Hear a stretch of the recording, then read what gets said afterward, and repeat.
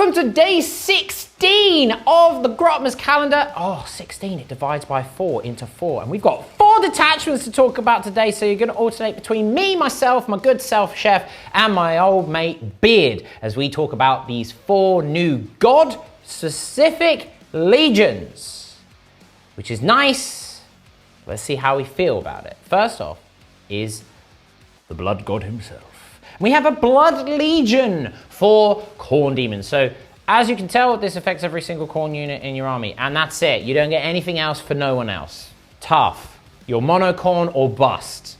That is the running theme of all of these detachments. So first up, we have Murder Call. Now, this is quite frankly amazing.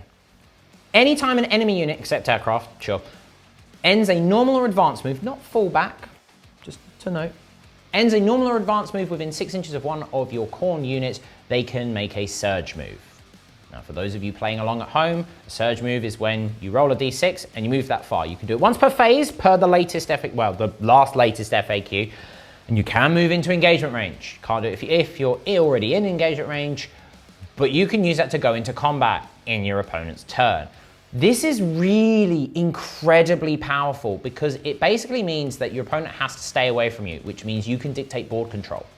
Amazing. If you want to go near an objective, we're going to fight over it as long as you roll high. You only get the one shot, that's all you got. You can't re-roll it as far as I can tell. There might be some strats, which we'll get to in a minute. But once you roll it, that's it, you've committed per the latest rules, so just bear that in mind. We then have Blood Tainted, so a second part of the detachment, which enables you to keep putting the pressure on. So if you kill a unit on an objective with a Khorne Demon unit, that objective becomes sticky. Slick with the blood of your enemies. So let's talk enhancements. First up is Slaughter First. It's a pricey aura, but it gives all of your non-monsters within 6 of the bearer Lance. Very nice indeed. Lets you wound Marines on 2s, lets you wound pretty much any basic infantry on 2s, if not 3s. Lets you wound a lot of vehicles on 5s and 4s.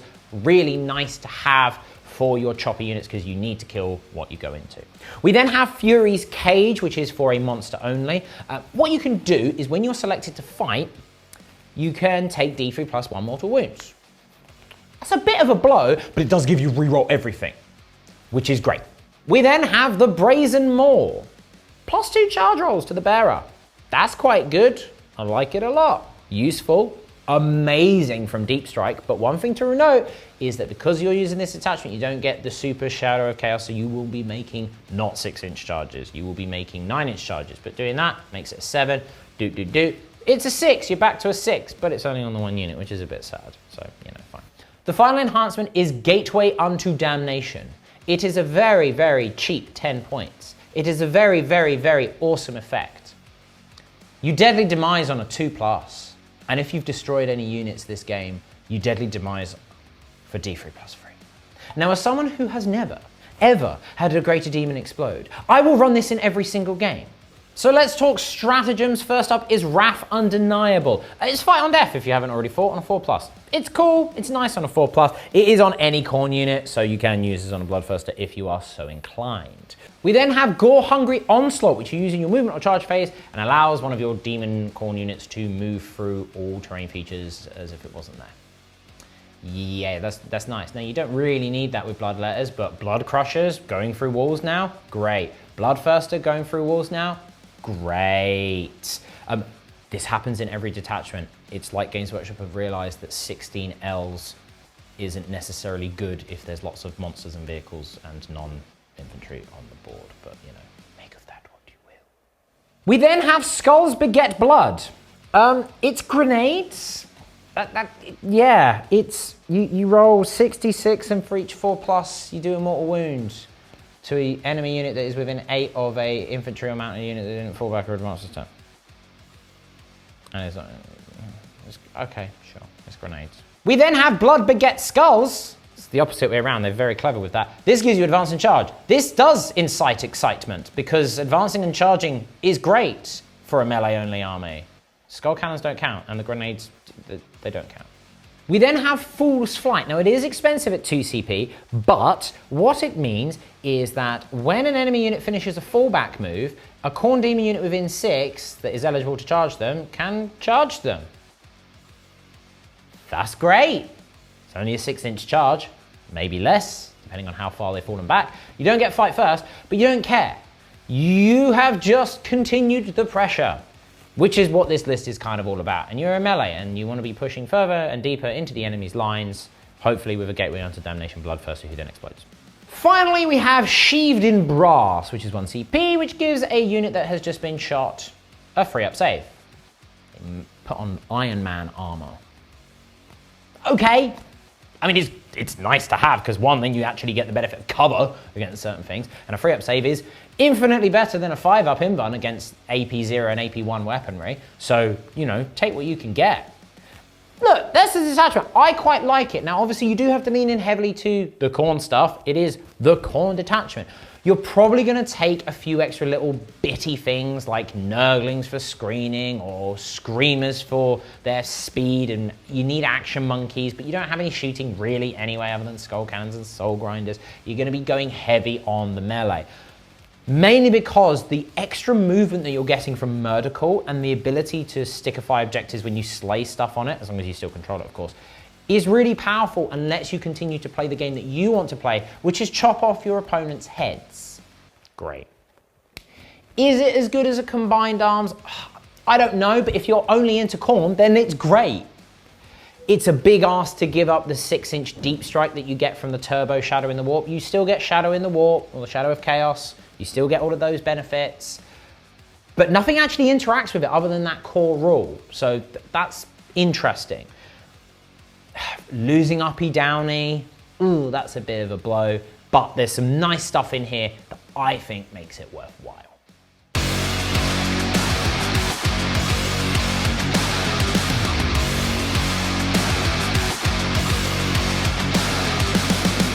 Thank you, Mr. Chef. I have taken the demonic baton and it's turned into a Nurgle baton. This is the Plague Legion we're talking about here, and the detachment rule is Melancholic Miasma. Now, this is a Battle Shock focused one, and sometimes it can seem a little bit dull on the outside, but actually, it can be quite potent in this detachment. So anytime an enemy unit is within 9 inches of one of your Nurgle demon units, they are in your Shadow of Chaos. And due to that, in the command phase for you or your opponent, they have to take a Battle Shock test. Now, doing this across quite a large spread of enemy units, this can be quite devastating because you can lose OC, not be able to use any stratagems in this turn, etc., etc. So with that many units being affected, it's actually quite interesting. Let's move on to the enhancements then. The first one is called Canker Blight. This is an aura, and anytime an enemy unit fails a Battle Shock test within 6 inches, the bearer can use the enhancement. And when they do, one model is destroyed from the affected unit, which is chosen by the controlling player. This doesn't then stack with Demonic Terror Mortal Wounds, but a model has been destroyed anyway. So this is interesting because with the 9-inch Battle Shock test thing that's going on with the detachment, this can affect quite a few different units because of the aura. It may sound a little bit non-consequential with some armies, but if we're talking about things like Custodes, for instance, and you're just popping off Custodes, it can be quite potent. We then have Maggot Maws. This can be done on any Nurgle Demonica character. This is done in the shooting phase. You pick an enemy unit within 6 inches and they must take a Battle Shock test. After that, they then roll a d6, and on a 3+, they suffer d3 mortal wounds. Again, doesn't stack with the Demonic Terror, but it's just even more piling on of the Battle Shock, the mortal wounds. Very interesting. Moving on then, we have the Droning Shroud. This one is done on monster characters. Anytime a friendly Nurgle unit is within 6 inches of your monster, they can only be targeted by range attacks if they are within 18 inches. So this means that any long-range, high-powered weaponry is going to struggle to do any damage early doors onto your Demon Princes, onto your Great Unclean Ones. Very interesting indeed. And then we have the Font of Spores, another one for monster characters. You need to have friendly Nurgle units within 6 inches of you, but it does mean that your AP is increased by 1 for all of the model's weaponry. Again, for Demon Princes and for Great Unclean Ones, this makes them that much bit more potent, and then you could potentially have another one which is harder to hit. So this does make your monsters much stronger, but you do need to have friendly units within 6 inches for this to work. Let's move on then to the stratagem salary. The first one we have is Seeping Virulence. This one is done in the fight phase. It costs you 1 CP, and you can pick one of your Nurgle units that hasn't been selected to fight just yet, and they get crits on 5s. Considering how much lethal hit action you have across the data sheets with Nurgle Demons, this one's very nice. Fever Visions is our second stratagem. This one you can do on any of your Nurgle units. It costs 1 CP and it's done in the shooting phase or the fight phase. Not so much shooting with Nurgle, but nice, you can do it anyway. Once you've selected your unit, until the end of the phase, they get +1 to hit, and on top of that, the enemy unit must take a battle shock test. Nice little double whammy there. +1 to hit on anything with Nurgle is really nice, and considering you can do this on anything from a Plague Bearer to a Great Unclean One, primo stratagem. We then have Fetid Resurgence. This one is 2 CP, so a bit more pricey, but it does allow you to bring your models back from the dead. So you do this in the command phase, and it allows you to bring a model back from any unit. Now, on something like a Beast of Nurgle, very tasty. If you're doing it on a battle line unit, you can bring back D3 models, so very nice on Plague Bringers or on Nurglings if you're that way inclined. Or if you're doing it on a monster unit, you can restore D3 +1 wounds. So that makes things like Great Unclean Ones even harder to deal with for your opponent. We then have Rot and Renewal. This is one that we've seen quite a lot with the Grotmas detachments, but a nice one to have for Nurgle. So it's 1 CP, and in your movement phase or your charge phase, you can pick any of your Nurgle units, and they can move or charge through terrain as if they were not there. The next one is also done in the movement phase. This one is called Merc Shadows. It's 1 CP, and you can pick one of your Nurgle infantry units, and you can add 5 onto the movement characteristic. Very nice to get across the board, onto an objective, a little bit closer for a charge. Gets around the slowness of the army. And finally, we have the Plague of Woes. This is done in your opponent's command phase before you do any of your melancholic miasma abilities. It's 1 CP, and if any units fail their leadership test because of your detachment rule, you then pick another enemy unit within 9 inches of them, and they must also do a battle shock test. So it really helps spreading out the woeful breakdown of your opponent's downfall. So that is the Plague Legion. I do like this as a Nurgle fan. It really builds into their theme. It gives a sense of hopelessness to your opponent having to wade through the endless horde of pestilent Nurgle beings. I think it gives the army some really nice buffs and gets around some of their weaknesses while really enhancing their strengths. It's a good one. I like it. I think it's one of the ones that is really going to show its strengths when you actually play it on the battlefield. So I'm looking forward to give this one a run very, very soon. But for now, let's move on to the next Demon detachment.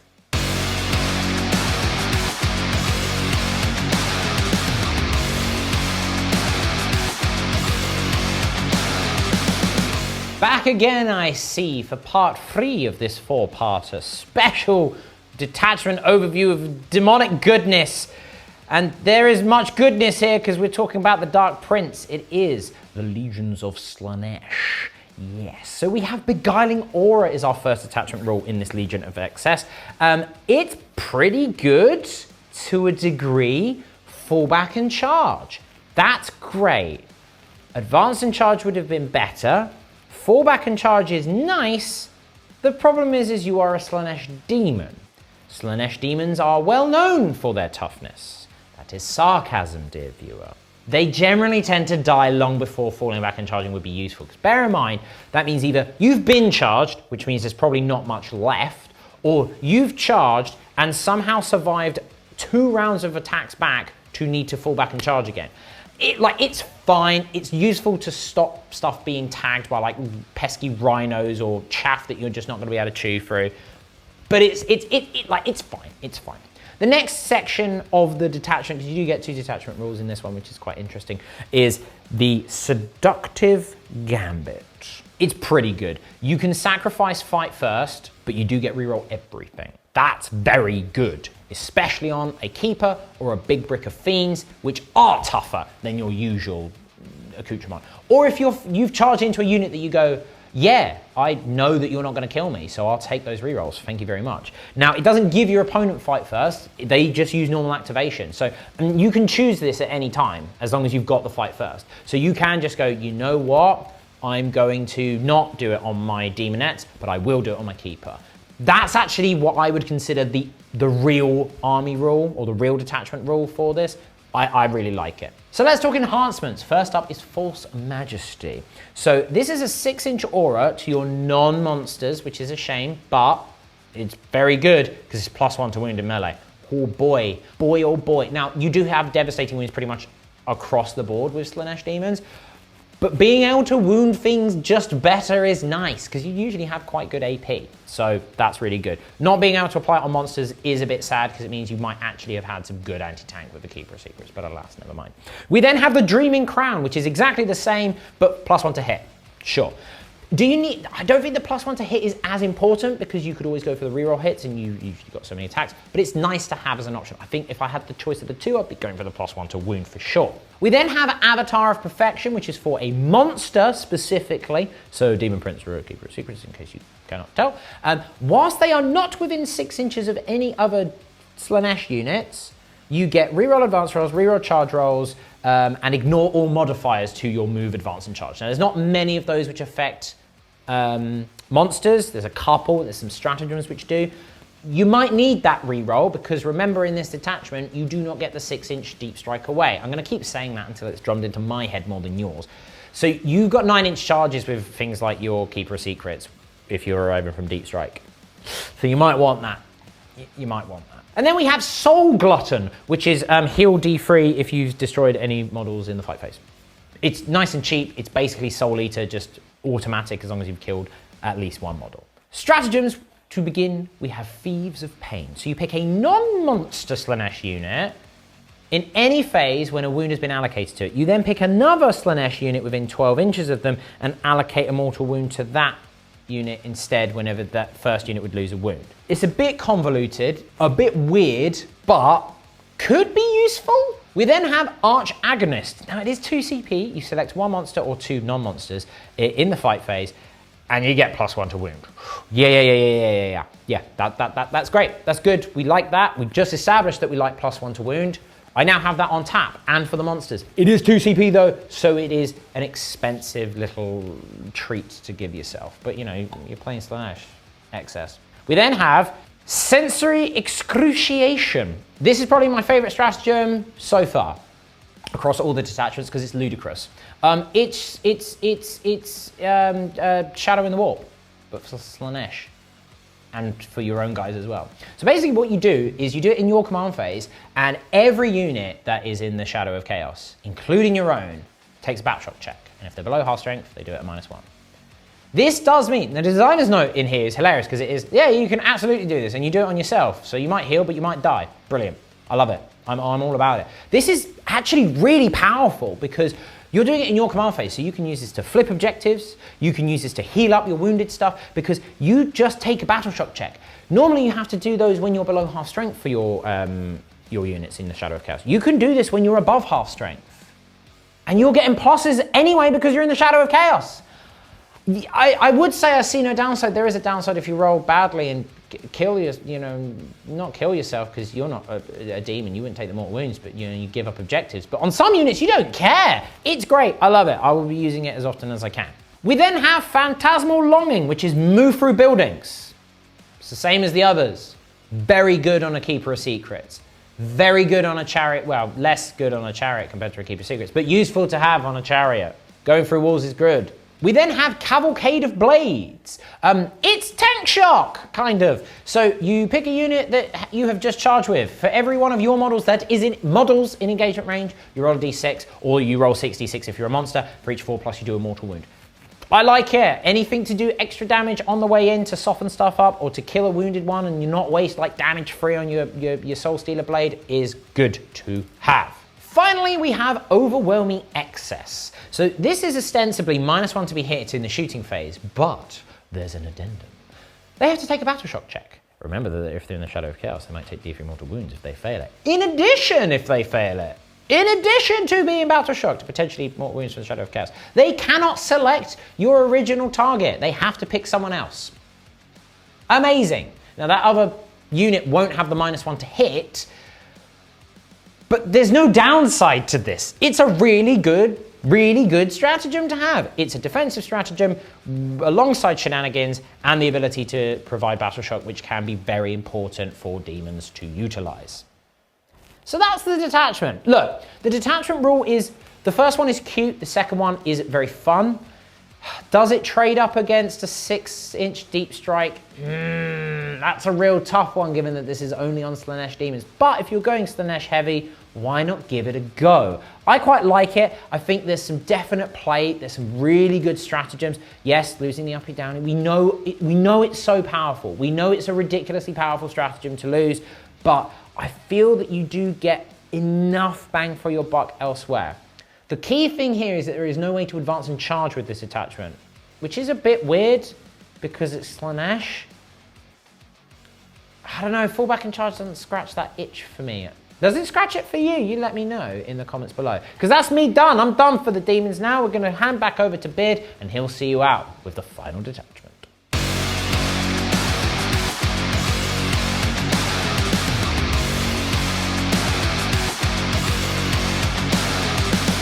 The Tzeentch detachment then. This one is called the Scintillating Legion and probably the most fun one to say. The detachment rule is called Fates in Flux, and you'll need to bear with me a little bit as I describe this. It seems a little bit complicated on the outside, but actually it's not so bad. So, as the Tzeentch player, you start with 3 Flux tokens. They recommend using a dice to keep track of this, but we recommend using a Tabletop Tactics token. You can get these right now from our shop. They're very nice. They're made of metal and they work very nicely. You can spend 1 Flux token just after you make an advance roll, a hit roll, a wound roll, a damage roll, a saving throw, or a hazardous test for any of your Tzeentch models or Tzeentch units for your army, and you can then re-roll that test, throw, or roll. Flux tokens can also be spent to enhance certain stratagems, and each time that you spend one of your Flux tokens, funnily enough, you reduce your total of 3 by 1, but you then give your opponent a Flux token that they can then use. So they can then spend their Flux tokens on advance rolls, hit rolls, wound rolls, or saving throws, but not hazardous rolls, interestingly. They can then re-roll that test, and once they've done that, they reduce their tokens by 1, and you, me, I gain a Flux token. So the Flux tokens are shared between players. It's quite a weird, interesting detachment rule, but I quite like it. It's very Tzeentchy and fun. Let's move on then to the enhancements. The first one is the Inescapable Eye. You can do this on any of your Tzeentch characters, and in the command phase, if your bearer is on the battlefield and your opponent has 1 or more Flux tokens, you can then gain an additional Flux token for your total. The next one is Infernal Puppeteer. This can be done on any Tzeentch monster character, and each time the bearer is selected to shoot, you can select 1 other Tzeentch unit within 9 inches, and you can use that unit to determine the range instead of your own. Quite nice to get a little bit more distance without having to put your monsters in the danger zone. So yes, for 10 points, very nice. The Netherblade is the next one. This is quite nice for 20 points. You put it on a Tzeentch monster, and when you do so, you improve the strength characteristic of the model's melee weapons by 2. You also improve the attacks and AP by 1. And on top of that, each time you make a melee attack, you add 1 to the hit roll, so which is very nice on a Lord of Change or a Demon Prince. For 20 points, it makes them really scary.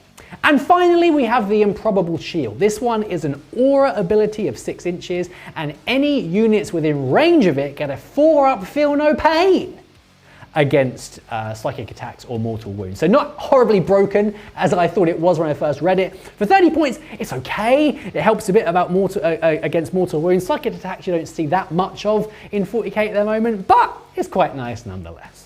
Let's move on to the stratagems. The first one is very interesting. It's called Impossible Eclipse. It's cost 1 CP. You can do it in any phase you like.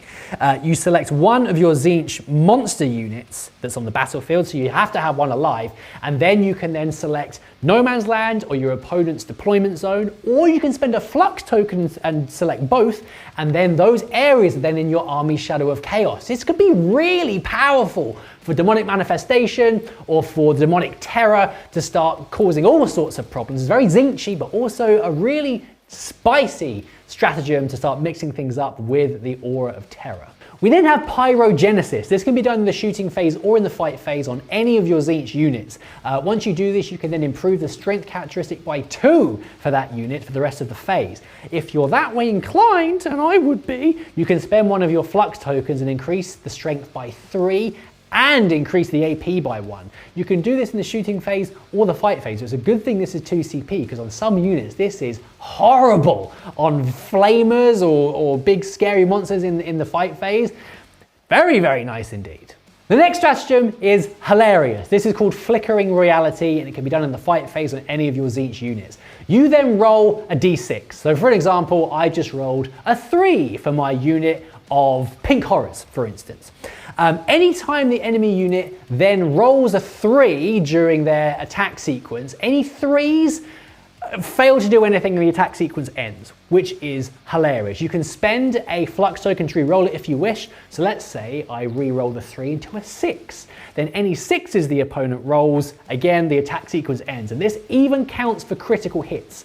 So if I roll that magical 6 and I'm being hit by stuff with lethal hits or sustained, the 6s do nothing. And I love it. It is hilarious. It's 1 CP. It's going to make people very cross. The next one is Fate-Born Nightmares. It's another one where you can pick any of your units to move through terrain in the movement phase or the charge phase. We've seen it before, but it's very cool. The next one is called Fickle Fire. This is done in the shooting phase for any Tzeentch units that are within engagement range of any enemy units. And this means until the end of the phase, enemy units are not considered to be in engagement range of your unit for the purposes of selecting targets or for resolving attacks with ranged weapons, which is very interesting. However, until the end of the phase, if any enemy units are destroyed by any ranged attacks, on a 5+, your unit then suffers a mortal wound. So it's quite a powerful one with certain units. It only costs 1 CP, but there is a downside because the fates and fickle nature of chaos can be quite painful for you and me. And then finally we have Delirium Unmade. Very good names for these stratagems, I must say. This is 1 CP done at the end of your opponent's fight phase and allows you to pick units up that are not in engagement range and you put them into strategic reserves. But you can, if you want to, spend one of your flux tokens, you can pick up 2 units. So that's very interesting because uppy downy is a very powerful stratagem. When you can do it on 2 of your units, it's even more powerful. And that, my friends, is the end of the Tzeentch detachment and the end of the Demons in total. A bit of a longer video this one, but we hope you enjoyed it, all you Demon players. I quite enjoy the Tzeentch one. It feels like a really interesting, quite nuanced detachment for Tzeentch players. It gives lots of very interesting play, will keep your opponent very much on their toes. They can be tempted by the fickle nature of Tzeentch by having their own flux tokens to play with, but the ability to be able to use it to do certain things, enhance stratagems, etc. is really, really interesting. The way all of these work with the Shadow of Chaos is quite interesting as well, because you can manipulate the battlefield to your very whim, you can help bring your stuff back to life, you can smite things with mortal wounds, and they all have some lovely flavour. So we like these Demon ones, some better than others, some things feel a bit weird, some things feel really nice, and that's the way Demons are supposed to be. So that's it from us. I'm very interested for you to leave some comments and see what you think this means for the Chaos Demons Codex when that comes around, because it feels like, what else can you do at this stage? Every mono faction has their own detachment. We also have like the main Demon Index detachment as well. So what is the Codex going to look like?